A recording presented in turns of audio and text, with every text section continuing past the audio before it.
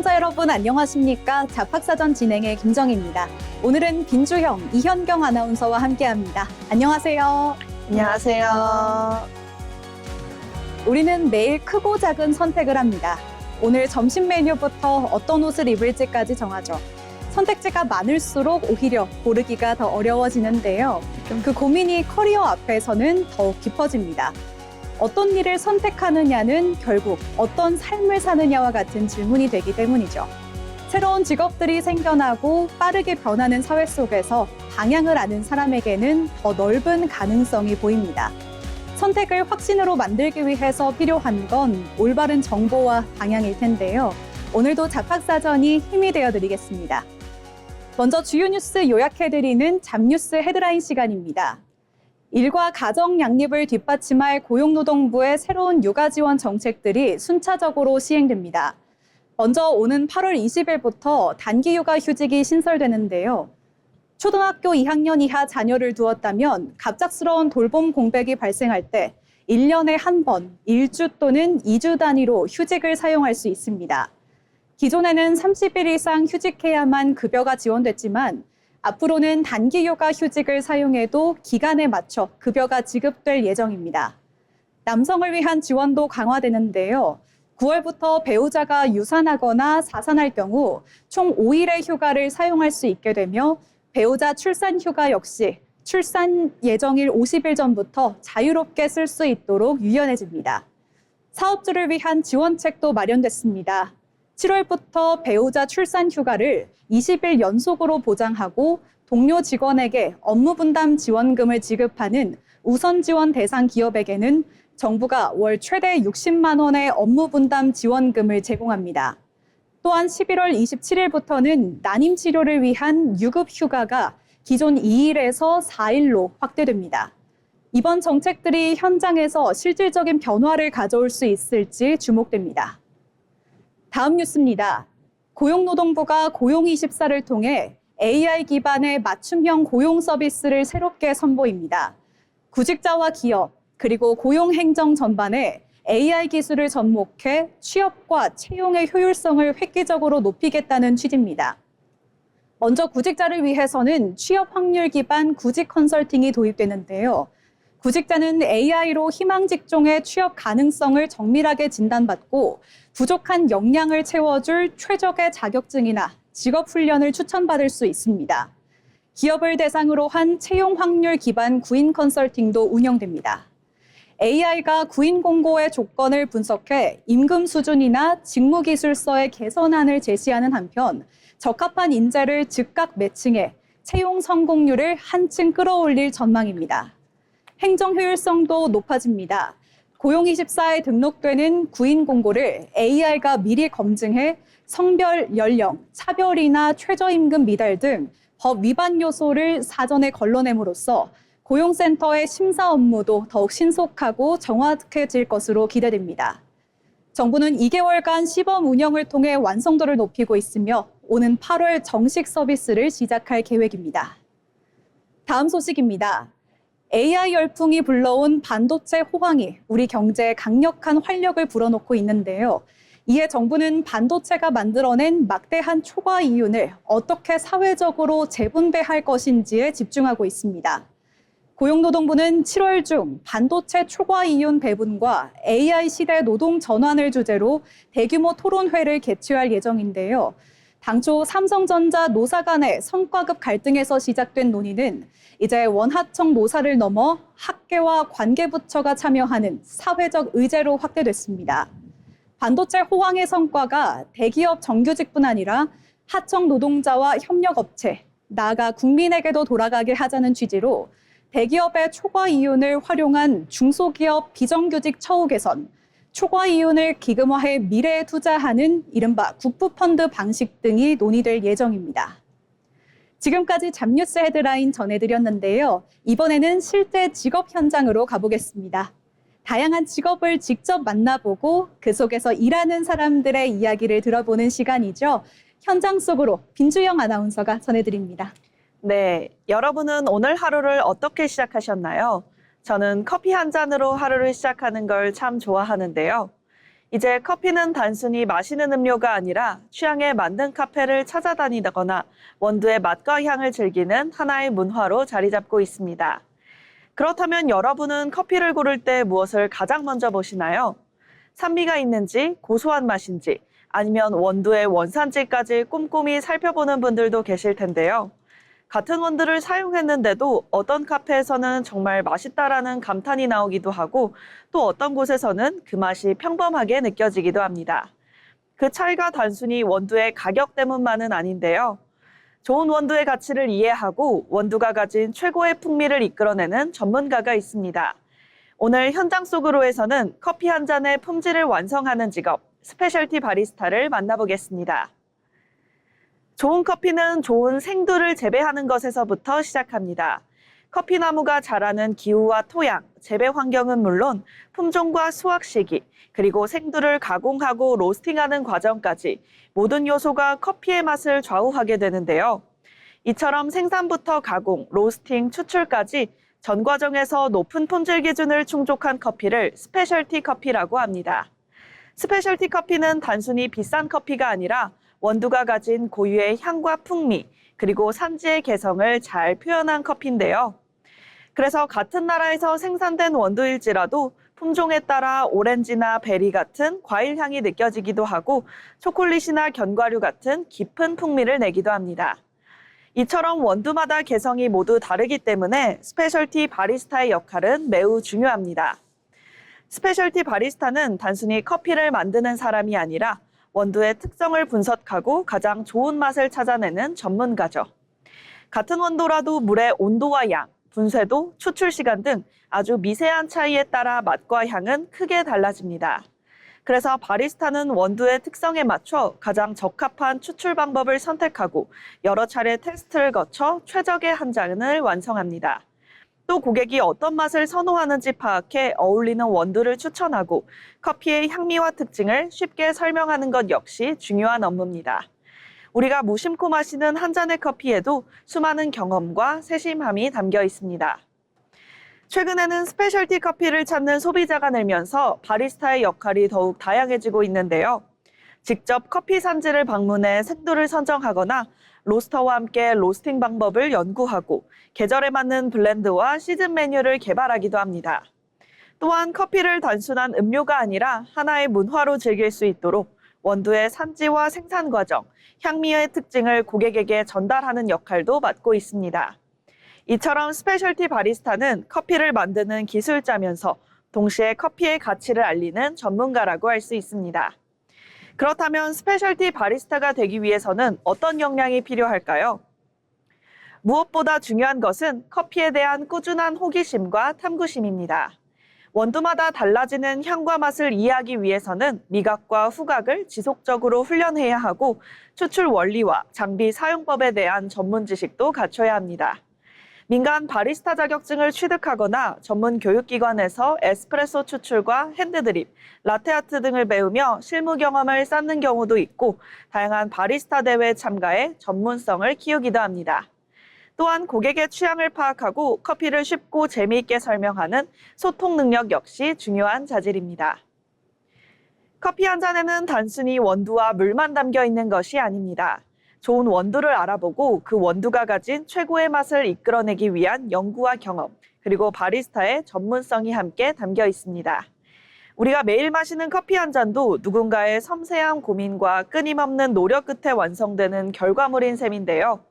한 잔의 커피는 누군가에게 하루의 시작이 되기도 하고 또 누군가에게는 잠시 쉬어가는 여유가 되기도 합니다.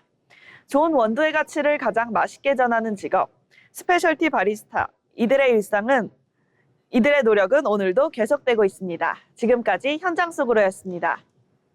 네, 이 원두가 가진 고유의 이야기를 전하는 스페셜티 바리스타에 대해 알아봤는데요. 저마다의 자리에서 자신만의 전문성을 쌓아가는 모든 분의 오늘을 응원하며 계속해서 오늘의 잡정보로 이어가겠습니다.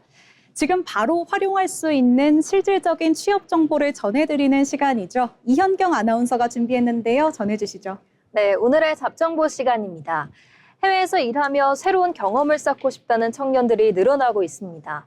하지만 막상 해외 취업을 준비하려고 하면 어떤 나라를 선택해야 하는지, 면접과 이력서는 또 어떻게 준비해야 하는지 막막하기만 한데요. 오늘은 해외 취업을 준비하는 청년들을 위한 월드잡 플러스와 다양한 지원 프로그램을 소개해드리겠습니다.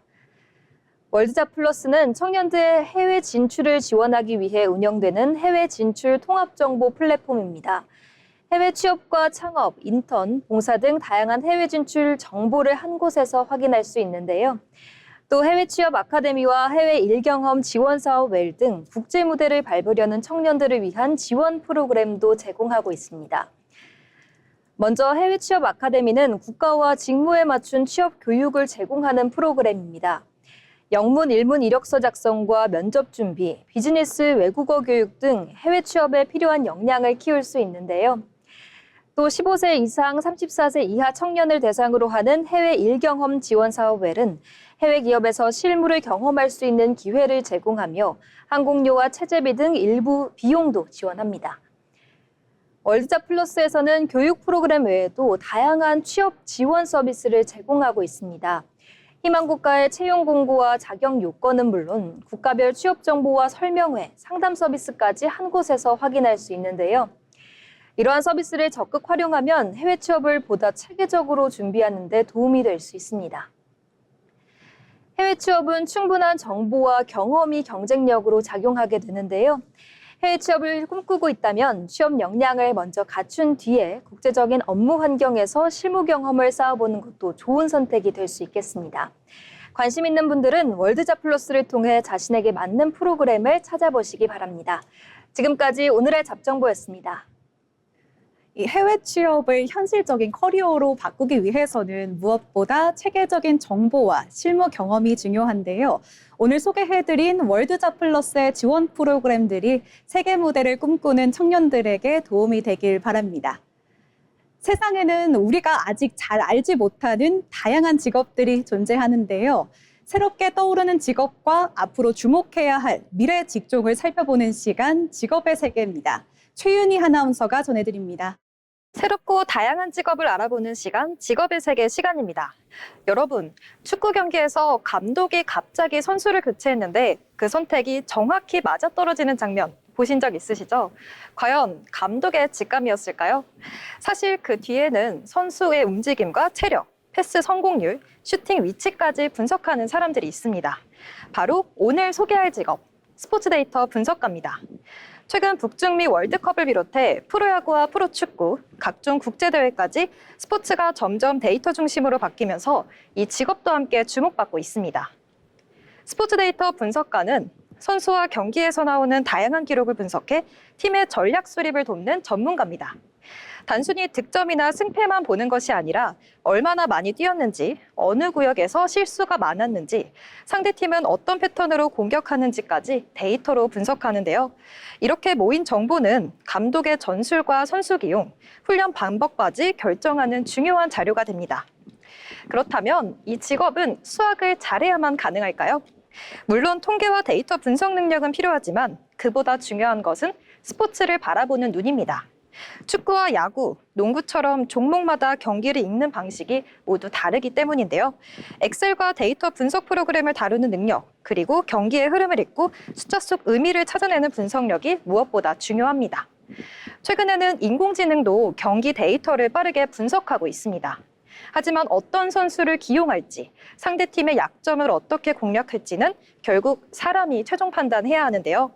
그래서 스포츠 데이터 분석가는 AI와 함께 일하는 대표적인 미래 직업으로도 꼽히고 있습니다. 국내 프로구단은 물론 국가대표팀과 스포츠 기업에서도 전문 인력을 꾸준히 늘리고 있습니다. 실제로 해외 명문 축구팀과 메이저리그 야구단들은 데이터 분석 조직을 별도로 운영하고 있습니다.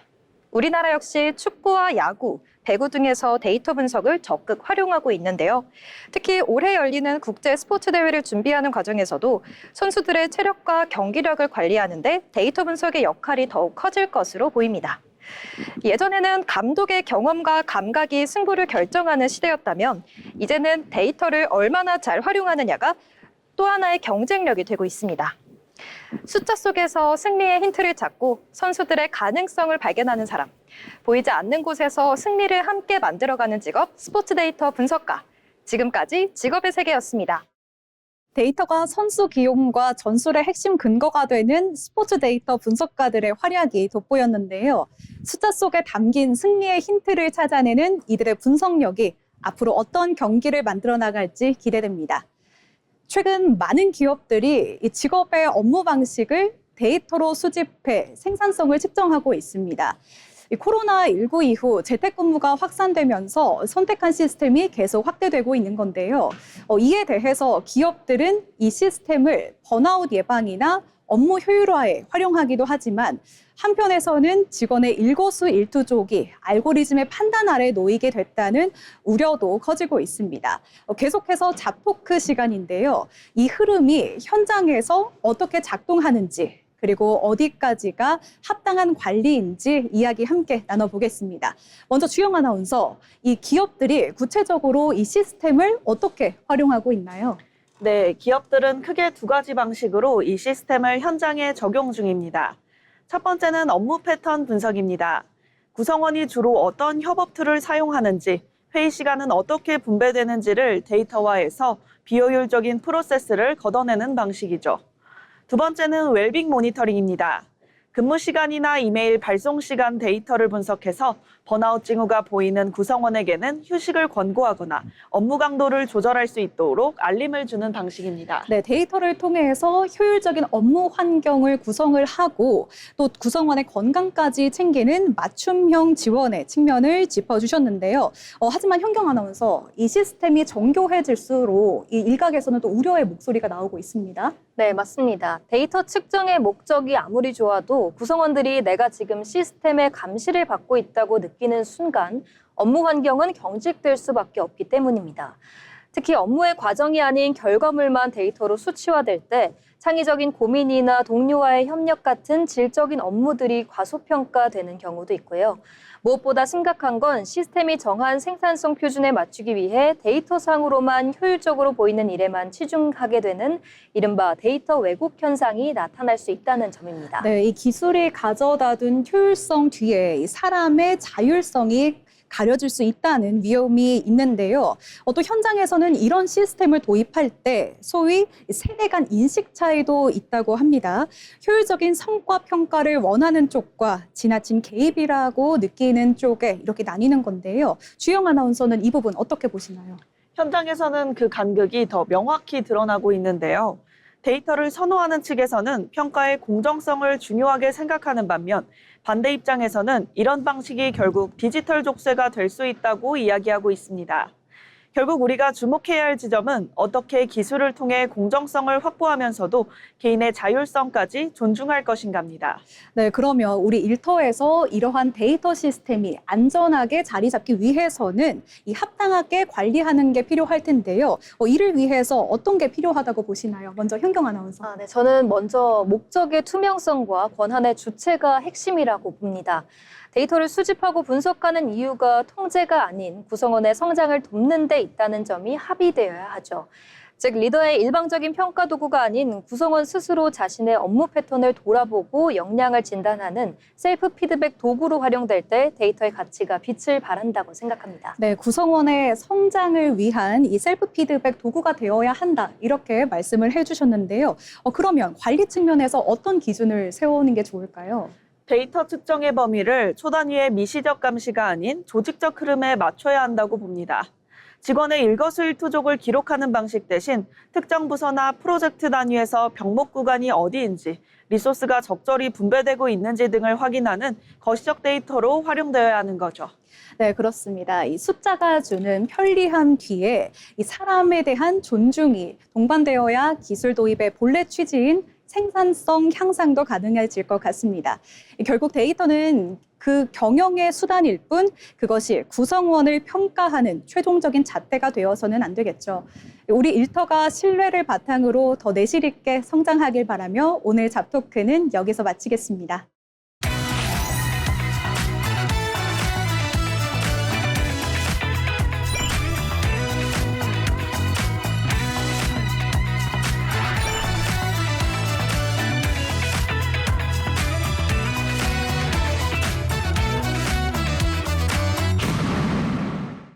이렇게 빠르게 사회가 변화하고 있지만 그 와중에도 묵묵히 자신의 길을 걸어가는 사람들이 있습니다.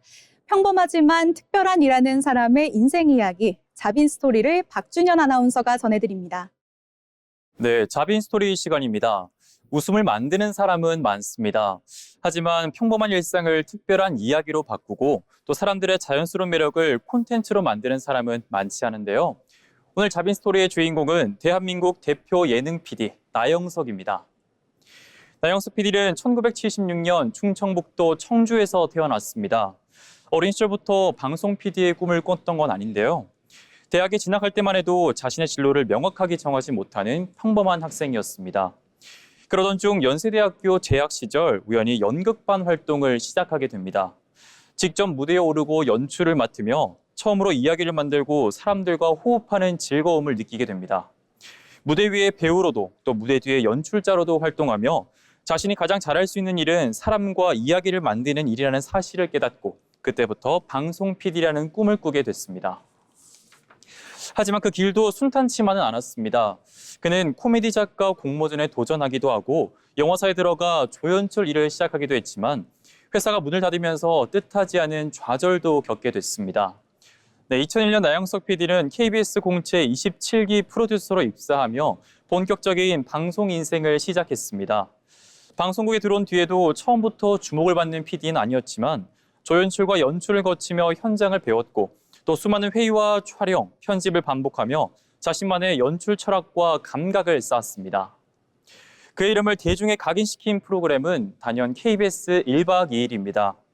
국내 곳곳을 여행하며 출연자들이 복불복 게임을 하고 낯선 곳에서 하룻밤을 보내는 형식인데요. 하지만 그 안에는 여행의 설렘과 멤버들의 진솔한 모습, 예상치 못한 웃음이 담겨 있습니다. 1박 2일은 남녀노소 모두가 즐기는 국민 예능으로 자리 잡았고 나영석 PD는 대한민국을 대표하는 스타 PD로 이름을 알리게 됐습니다. 하지만 화려한 성공 뒤에는 치열한 고민도 있었습니다. 당시 제작진의 강행군과 아이디어 고갈을 언급하며 시즌제 도입이 필요하다고 밝히기도 했는데요. 성공에 안주하지 않고 더 새로운 콘텐츠를 만들고 싶었던 그는 다시 한번 큰 결심을 하게 됩니다. 2013년 나영석 PD는 KBS를 떠나 CJ EMM으로 자리를 옮겼습니다. 공영방송이라는 안정된 환경을 뒤로하고 또 자유로운 제작 환경을 선택하게 된 건데요. 그 후 그는 꽃보다 할배, 삼시세끼, 신서유기, 윤식당, 지구오락실 등 수많은 히트작을 선보였습니다. 특히 여행과 음식, 일상이라는 평범한 소재를 예능으로 풀어내며 기존에 없던 장르를 만들어냈습니다. 또 유튜브 채널 15회를 통해 제작자와 시청자의 거리를 좁혔고 방송보다 자유롭고 빠른 콘텐츠를 선보이며 디지털 시대의 예능 보법을 새롭게 써내려갔습니다. 그의 성과는 다양한 수상으로도 이어졌습니다. 2015년 제51회 백상예술대상 TV부문 대상, 그리고 2021년 대한민국 콘텐츠 대상 방송영상 산업발전유공 부문 문화포상, 그리고 2024년 제60회 백상예술대상 남자 예능상을 받게 됐는데요. 한 프로그램의 성공에 머무르지 않고 끊임없이 새로운 콘텐츠를 만들어 온 그의 노력이 인정받은 결과입니다. 나영석 PD가 특별한 이유는 단순히 인기 프로그램을 많이 만들기 때문이 아닙니다. 그는 시대가 바뀔 때마다 새로운 플랫폼을 받아들이고 새로운 형식을 시도하며 끊임없이 변화해 왔습니다. 무엇보다 사람을 중심으로 한 콘텐츠를 만들었습니다. 출연자를 꾸며내기보다 그 사람만의 자연스러운 매력을 이끌어내고 평범한 일상 속에서 특별한 이야기를 발견하는 것. 그것이 지금까지 많은 사람들이 나영석표 예능을 기다리는 이유입니다. 대한민국 예능의 새로운 길을 만들어가고 있는 나영석 PD. 그의 다음 이야기가 더욱더 기대됩니다. 지금까지 자빈 스토리였습니다. 그렇습니다. 이 나영석 PD의 성공 뒤에는 쉼없이 새로운 방식을 고민하며 겪었던 수많은 시행착오와 치열한 노력이 있었습니다. 변화를 두려워하지 않는 도전 정신이 인상 깊었던 자빈 스토리였습니다. 계속해서 경제로 보는 일터입니다. 경제의 변화는 곧 일의 방식과 일자리의 모습에도 영향을 미치죠. 이번 시간에는 경제 흐름을 통해 산업과 일터의 변화를 함께 들여다보겠습니다. 이정현 아나운서가 전해드립니다. 경제 흐름을 통해 우리의 일터를 들여다보는 시간, 경제로 보는 일터입니다. 내년은 쉬는 날이 얼마나 많은지 많이들 궁금해하실 텐니다.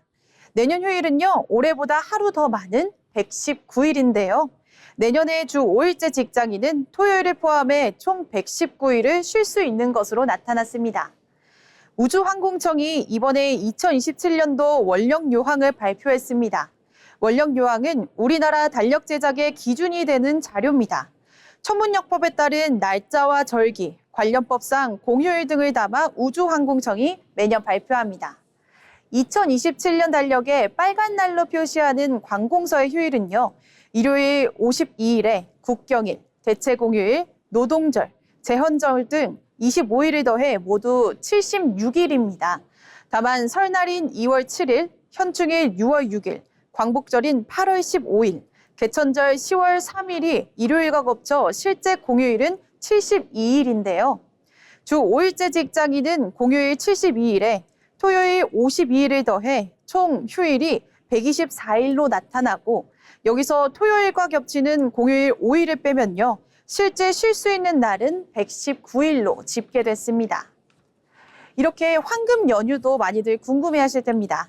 그리고 3일 이상 이어지는 황금 연휴는요. 총 10번으로 집계됐습니다. 설 연휴가 2월 6일부터 9일까지 나흘간 쉬면서 가장 길고요. 추석 연휴도 9월 14일부터 16일까지 사흘을 쉬게 됩니다. 추가적으로 새해 첫 연휴는 1월 1일부터 3일까지인 점 확인해 주시기 바랍니다. 총 정리하자면 상반기에는 새해 첫 연휴와 3일절, 노동절의 연휴가 있고 하반기에는 제헌절과 광복절, 추석, 개천절, 한글날, 성탄절의 연휴가 3일씩이나 있습니다. 참고하시면서 휴가 일정을 미리 잡아보는 것도 좋을 것 같습니다. 지금까지 경제로 보는 일터였습니다. 알찬 휴식 후에는 다시 더 큰 에너지를 낼 수 있겠죠. 미리 휴일 일정 확인하셔서 휴식과 성취 가득한 한 해 되시길 바랍니다. 이번 시간은 데이터로 본 일터 잡이슈 시간입니다. 통계와 데이터를 통해 요즘 노동시장에서 나타나는 변화를 살펴보는 시간인데요. 먼저 주영 아나운서, 오늘은 어떤 데이터 가져오셨나요? 여러분은 요즘 취업 시장을 어떻게 보고 계시나요? 청년들은 취업하기가 너무 어렵다고 말하고 기업들은 사람을 구하지 못한다고 이야기하는데요. 취업난과 구인난이 동시에 나타나는 조금은 모순적인 상황입니다. 전문가들은 이를 노동시장 미스매치라고 부릅니다. 즉 기업이 원하는 인재와 구직자가 원하는 일자리가 서로 맞지 않는 상황인 건데요. 오늘은 데이터를 통해 노동시장 미스매치가 왜 발생하는지를 살펴보겠습니다. 네, 뉴스를 보다 보면 이 기업들은 사람이 없다고 하고 또 청년들은 취업이 안 된다고 이렇게 말을 하는데요. 사실 일자리가 있다면 취업이 잘 되어야 하는 게 마땅한 이치인데 실제 데이터는 어떤가요? 네, 먼저 빈 일자리를 한번 살펴보겠습니다. 빈 일자리란 기업이 채용 공고를 냈지만 사람을 구하지 못해 계속 일자리가 비어있는 상태를 말하는데요. 최근 제조업과 건설업, 운수업, 돌봄 서비스 등에서는 이러한 빈 일자리가 꾸준히 증가하고 있습니다. 반면 청년들의 지원은 대기업과 공기업, IT기업, 수도권 사무직 등에 집중되고 있죠. 즉 일자리가 없는 것이 아니라 서로 원하는 일자리가 다른 상황이 벌어지고 있는 겁니다. 실제로 산업연구원은 노동시장 미스매치로 인한 고용 손실이 2010년 약 12,000개에서 2024년 약 72,000개로 6배 증가했다고 분석했는데요. 기업과 구직자가 제대로 연결되지 못하는 구조가 갈수록 심화되고 있는 겁니다. 고용 손실이 6배나 늘었다는 건 굉장히 충격적인데요. 단순히 사람이 부족한 것이 아니라 일자리와 사람이 서로 맞지 않는 문제가 점점 커지고 있다는 이야기 같습니다. 그렇다면 청년들이 체감하는 취업난도 이런 미스매치와 연관이 있나요? 네, 맞습니다. 이를 보여주는 대표적 지표가 바로 쉬었음 청년인데요. 쉬었음 인구는 취업도 하지 않고 적극적인 구직 활동도 하지 않는 사람을 의미합니다. 통계청에 따르면 2025년 쉬었음 인구는 255만 5천 명으로 역대 최고치를 기록했습니다. 특히 20대는 약 40만 8천 명, 30대는 30만 9천 명으로 청년층의 증가세가 두드러지게 나타났죠. 이는 원하는 일자리 자체를 구하지 못해서 잠시 멈추는 청년들이 늘고 있다는 의미로 해석할 수 있습니다. 기업은 사람을 구하지 못하고 또 청년들은 취업을 하지 못하는 상황이 굉장히 아이러니한데요. 같은 노동시장 안에서도 이런 현상이 계속 나타난다는 게 신기한 현상입니다. 전문가들은 이런 부분이 왜 나타난다고 보고 있나요? 네, 전문가들은 노동시장 미스매치의 가장 큰 원인을 기업과 구직자의 눈높이 차이로 보고 있습니다. 기업은 현장에 바로 투입할 수 있는 실무형 인재를 원하지만 청년들은 안정적인 근무 환경과 높은 연봉, 수도권 사무직을 선호하는 경향이 있기 때문이죠. 또 제조업과 건설업처럼 인력이 부족한 산업은 지원자가 적은 반면 일부 인기 직무에는 지원자가 몰리면서 산업 간 인력 불균형도 커지고 있습니다. 결국 노동시장의 문제는 일자리가 부족해서가 아니라 일자리와 사람이 서로 연결되지 못하는 구조적인 문제라고 볼 수 있는데요. 과거에는 얼마나 많은 일자리가 만들어질 것인가가 중요한 과제였다면 이제는 변화하는 산업이 필요로 하는 인재와 구직자를 얼마나 효과적으로 연결할 수 있는 것인가가 더욱더 중요한 과제로 떠오르고 있습니다. 네, 그렇습니다. 이번 데이터를 통해서 살펴본 것처럼 우리 노동시장의 문제는 단순히 일자리가 부족해서 생기는 것이 아니었습니다. 기업은 필요한 인재를 찾지 못하고 청년은 원하는 일자리를 찾지 못하는 이 노동시장의 미스매치가 점점 심화되고 있었는데요. 앞으로는 구직자와 기업의 눈높이 차이를 줄이고 변화하는 산업 구조에 맞는 인재를 효과적으로 연결해 나가는 노력이 무엇보다 중요해질 것으로 보입니다. 그럼 계속해서 현경 아나운서와는 어떤 이야기 나눠볼까요? 네, 오늘 데이터로 본 일터에서는 청년 고용 시장에 나타난 새로운 변화를 살펴보겠습니다. 지난 5월 상용 근로자가 외환 위기 이후 처음으로 감소했는데요. 특히 감소폭이 20, 30대 청년층에 집중되면서 안정적인 일자리 문턱이 높아지고 있다는 분석이 나오고 있습니다. 네, 상용 근로자라면 일반적으로 이 정규직에 가까운 일자리잖아요. 어떤 변화가 있었나요?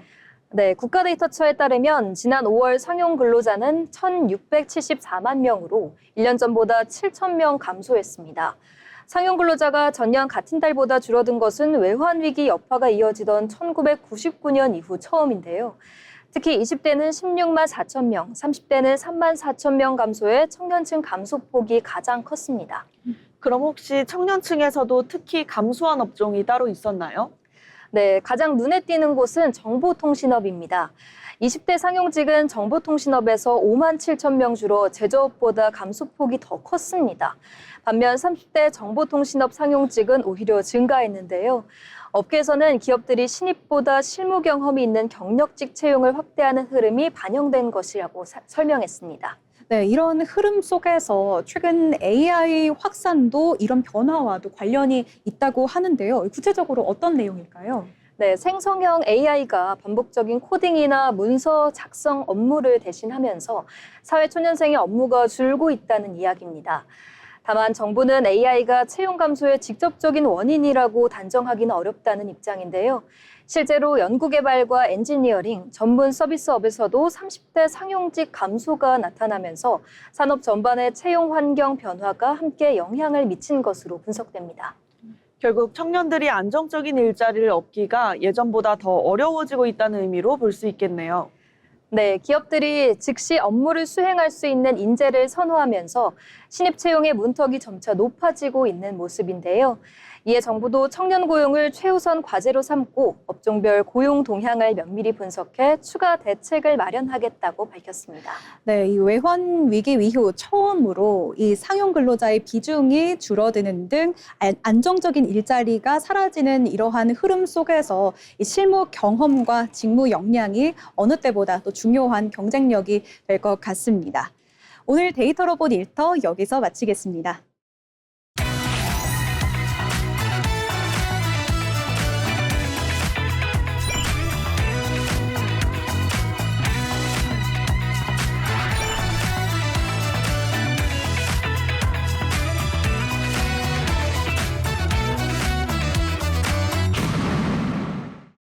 취업을 준비할 때 중요한 것 중 하나는 바로 기업을 제대로 이해하는 것이죠.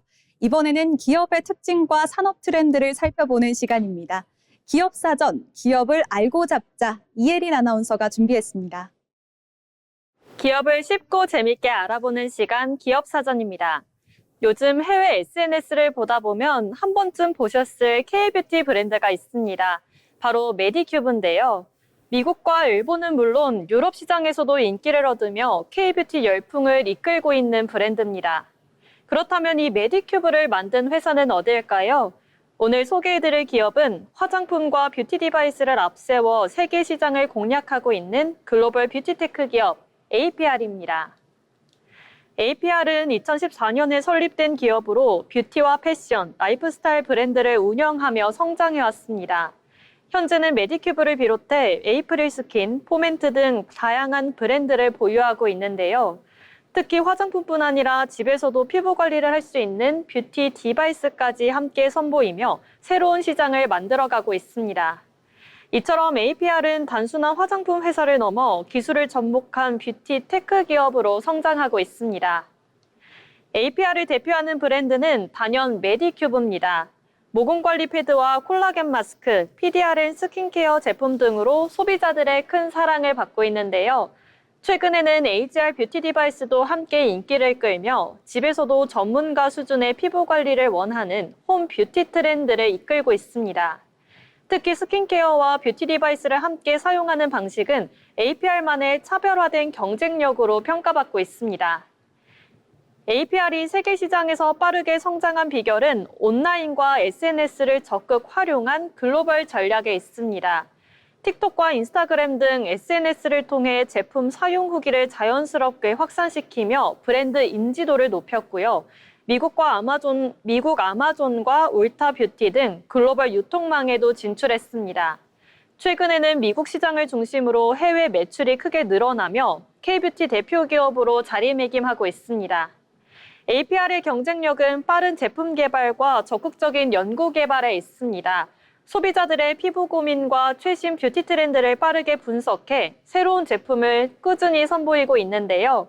화장품뿐 아니라 피부 관리 기계까지 함께 개발하면서 토탈 뷰티 솔루션을 제공하는 기업으로 사업 영역을 넓혀가고 있습니다. 최근 K뷰티는 미국과 일본을 넘어 유럽과 중동 등 새로운 시장에서 빠르게 성장하고 있습니다. 또한 글로벌 시장 확대에 힘쓰며 해외 매출 비중을 꾸준히 높여가고 있는데요. 특히 지난해에는 해외 매출이 전체 실적의 대부분을 차지할 정도로 글로벌 경쟁력을 입증하면서 K뷰티 대표 기업으로 성장하고 있습니다. 또한 화장품과 뷰티 디바이스를 중심으로 글로벌 시장 공략을 이어가고 있습니다. 최근에는 해외 시장에서 높은 성장세를 이어가며 창사 이후 최대 실적을 기록하기도 했는데요.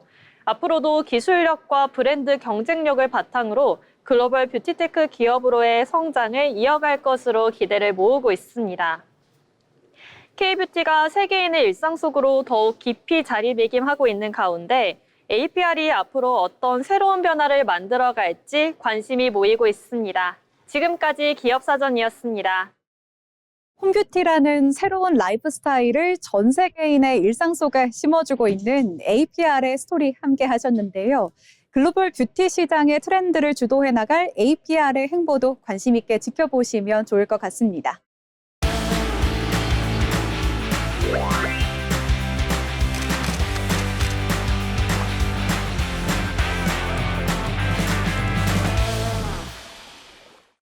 이번 코너는 전국의 모든 맛집과 축제, 그리고 핫플레이스를 전해드리는 어디 갈까 시간입니다. 조희은 아나운서와 함께 떠나보시죠. 전국의 축제와 핫플레이스를 소개해드리는 어디 갈까 시간입니다. 우리나라에도 사막이 있다고 합니다. 끝없이 펼쳐진 모래 언덕으로 마치 사막에 온 듯한 느낌을 주는 곳인데요. 충청남도 태안에 위치한 신두리 해안사구입니다. 한국의 사막이라고 불리는 충청남도 태안의 신두리 해안사구는 오랜 시간 동안 바람과 파도가 만들어낸 자연의 작품이라고 합니다. 그럼 지금부터 신두리 해안사구에 대해 알아보겠습니다. 충남 태안군 원북면에 위치한 신두리 해안사구는 국내 최대 규모의 해안사구입니다. 해안사구는 바닷바람이 모래를 육지로 운반하면서 만들어진 모래 언덕을 말하는데요. 신두리 해안사구는 길이 약 3.4km, 너비는 최대 1.3km에 이르는 거대한 규모를 자랑합니다. 또 해안사구는 비가기 이후 무려 15,000년이라는 세월 동안 바람과 파도가 빚어낸 거대한 자연유산입니다. 학술적 가치와 보존 필요성을 인정받아 2001년 11월 30일 천연기념물 제431호로 지정됐습니다. 이곳에 발을 디디는 순간 국내에서는 보기 드문 거대한 모래 언덕이 시야를 가득 채웁니다. 끝없이 이어지는 사구 능선은 마치 사막에 들어선 듯한 착각을 불러일으키며 바람에 따라 끊임없이 형태를 바꾸는 독특한 풍경을 만들어냅니다. 또 신두리 사구센터가 마련돼 있어서 방문객들이 해안사구를 보다 깊이 이해할 수 있습니다. 이곳에서는 사구가 어떻게 형성되고 유지되는 건지, 그리고 모래 언덕 속에서 어떤 생태계가 만들어지는 건지에 대해 전시와 자료를 통해 체계적인 학습이 가능합니다. 실제 서식하는 동식물 정보와 계절별 변화도 확인할 수 있어 단순한 관람을 넘어 이해하는 여정으로 확장시킬 수 있습니다. 이 때문에 이곳은 단순한 관광지를 넘어 아이들과 함께 자연의 순리를 배우고 또 체험할 수 있는 현장형 교육 공간으로도 큰 의미를 가지고 있습니다. 신두리 해안사구는 단순히 풍경만 아름다운 곳은 아닙니다. 육지와 바다의 완충지대인 해안사구는 바닷바람과 바닷물의 유입을 막아 해안 지역을 보호하는 역할을 합니다. 또 끊임없이 움직이는 모래는 다양한 동식물이 살아갈 수 있는 독특한 생태 환경을 만들어내는데요. 다양한 식물과 곤충, 희귀생물들이 서식하고 있습니다. 척박한 모래 환경에 적응한 식물들이 자라고 있어 생태학적으로도 매우 중요한 지역으로 평가받고 있습니다. 신두리 해안사구는 또 일몰 명소로도 유명합니다. 붉게 물든 이 노을이 모래 언덕 위로 내려앉은 순간은 정말이지 많은 여행객들이 꼽는 최고의 풍경인데요. 바람 소리와 파도 소리를 들으며 걷다 보면 일상 속 스트레스도 잠시 잊게 됩니다. 복잡한 도심을 벗어나 자연 속에서 여유를 찾고 싶은 분들에게 추천해드리고 싶습니다. 최근에는 자연 그대로의 모습을 보존하면서도 친환경 관광지로 발전하기 위한 다양한 노력도 이어지고 있습니다. 탐방객들이 지정된 탐방로만 이용하도록 안내하고 있으며 훼손된 지역을 복원하기 위한 보호 사업도 진행되고 있습니다. 덕분에 아름다운 자연 환경을 다음 세대에도 온전히 물려줄 수 있도록 관리되고 있습니다. 소중한 자연을 지키며 여행할 수 있는 의미 있는 여행지라고 할 수 있겠습니다. 한국에도 이런 풍경이 있었나 싶을 정도로 특별한 매력을 가진 신두리 해안사구. 올여름 색다른 여행지를 찾고 계신다면 충남 태안에 위치한 신두리 해안사구는 어떨까요? 지금까지 어디 갈까였습니다. 네, 도심을 벗어나 특별한 자연을 만나고 싶은 분들은 신두리 해안사구 방문해 보시면 좋을 것 같습니다. 계속해서 알아두면 도움이 되는 생활 정보를 전해드리는 알쓸정 시간입니다. 신민아 아나운서가 전해드립니다. 알아두면 쓸데있는 정보 알쓸정 시간입니다. 여러분은 냉장고 안을 어떻게 채워두고 계신가요? 혹시 음식이 많아지면 냉장고를 너무 꽉 채우면 전기세가 많이 나온다. 이렇게 생각하고 일부러 공간을 비워두는 분들도 많이 계실 텐데요. 반대로 장을 많이 본 날에는 냉장실과 냉동실을 가득 채워놓는 경우도 계실 것 같습니다. 그런데 흥미롭게도 냉장고는 무조건 비워두는 곳이 좋은 것도 아니고 무조건 가득 채워두는 곳이 좋은 것도 아닙니다. 특히 냉장실과 냉동실은 채워두는 방법이 서로 다르다는 사실 알고 계셨나요? 오늘은 냉장고를 더 효율적으로 사용하고 전기요금도 아낄 수 있는 방법에 대해 알아보도록 하겠습니다. 먼저 많은 분들이 알고 계신 상식부터 살펴보도록 하겠습니다. 냉장고는 꽉 채우면 안 된다. 아마 한 번쯤 다들 들어보셨을 텐데요. 이 말은 절반은 맞고 절반은 틀립니다. 왜냐하면 냉장실과 냉동실의 구조가 다르기 때문인데요. 냉장실은 차가운 공기가 내부를 계속 순환하면서 온도를 유지하는 방식입니다. 이때 음식이 너무 많으면 냉기가 이동할 공간이 부족해지는데요. 사람이 가득 찬 엘리베이터 안에서는 움직이기 어려운 것처럼 냉장고 안의 냉기도 자유롭게 움직이지 못하게 되기 때문입니다. 그래서 냉장실은 약 70% 정도만 채우는 것이 가장 효율적이라고 알려져 있습니다. 적당한 여유 공간이 있어야 냉기가 골고루 퍼질 수 있기 때문인데요. 만약 음식이 너무 빽빽하게 들어있으면 안쪽은 차갑지만 바깥쪽은 충분히 차가워지지 않을 수 있고 결국 냉장고는 온도를 유지하기 위해 더 많은 전력을 사용하게 됩니다. 즉, 냉장고는 꽉 채우기보다는 적당히 채우기가 중요합니다. 그렇다면 냉동실은 어떨까요? 많은 분들이 냉동실도 비슷할 것이라고 생각하는데요. 의외로 정답은 반대입니다. 냉동실은 오히려 80에서 90% 정도 채워두는 것이 좋은데요. 왜냐하면 이미 얼어있는 냉동식품 자체가 냉기를 저장하고 있기 때문입니다. 쉽게 말해 냉동식품들이 작은 보냉제 역할을 하는 셈인데요. 서로 냉기를 유지해주기 때문에 냉동실 내부 온도가 더 안정적으로 유지가 됩니다. 반대로 냉동실이 너무 비어 있으면 문을 열고 닫을 때마다 외부에 따뜻한 공기가 쉽게 들어오게 됩니다. 그러면 내부 온도가 빠르게 올라가게 되고 냉장고는 다시 차갑게 만들기 위해 더 많은 전기를 사용하게 되는데요. 그래서 냉동실은 적당히 채워둘수록 냉기를 오래 유지하는 데 도움이 됩니다. 만약 냉동식품이 많지 않다면 물병이나 얼음팩 등을 활용하는 것도 좋은 방법이 됩니다. 여기서 한 가지 더 중요한 점이 있습니다. 바로 냉장고 문을 여닫는 습관인데요. 냉장고 문을 열고 무엇을 꺼낼지 한참 고민하는 분들도 계실 텐데요. 사실 이 짧은 시간 동안에도 냉기는 계속해서 빠져나가고 있습니다. 특히 여름철에는 외부 온도가 높기 때문에 냉장고 내부 온도가 더 빠르게 올라갈 수 있습니다. 필요한 식재료의 위치를 미리 정해두고 문을 여는 시간을 줄이는 것만으로도 전기 사용량을 줄이는 데 도움이 됩니다. 또 뜨거운 음식을 바로 냉장고에 넣는 습관도 주의해 주셔야 됩니다. 뜨거운 음식이 들어가면 냉장고 내부 온도가 올라가고 이를 다시 낮추기 위해서 냉장고가 더 많은 전력을 사용하게 되는데요. 음식은 한 김 식힌 뒤 넣는 것이 좋습니다. 또 정기적으로 냉장고 뒷면의 먼지를 제거하고 문틈 고무 패킹이 제대로 밀착되는지 확인하는 것도 냉장고 효율을 높이는 데 도움이 됩니다.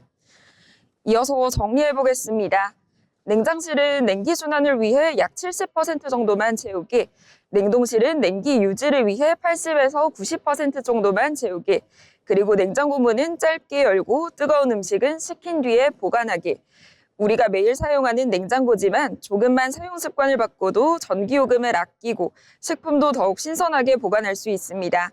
알고 나면 바로 실천할 수 있는 정보, 지금까지 알쓸정이었습니다. 간단하지만 전기요금과 신선도에 큰 차이를 만드는 습관들 알아봤습니다. 오늘 알려드린 내용 참고하셔서요, 관리해 보시면 좋을 것 같습니다. 어느덧 잡학사전 마칠 시간입니다. 오늘 잡학사전에서는 일터의 흐름과 자신만의 커리어를 쌓아가는 사람들의 이야기를 다뤄봤는데요. 오늘 준비한 내용이 여러분의 내일을 준비하는 데 도움이 됐길 바랍니다. 저희는 내일 이 시간에 더 알찬 정보들로 찾아오겠습니다. 시청해주신 여러분 고맙습니다.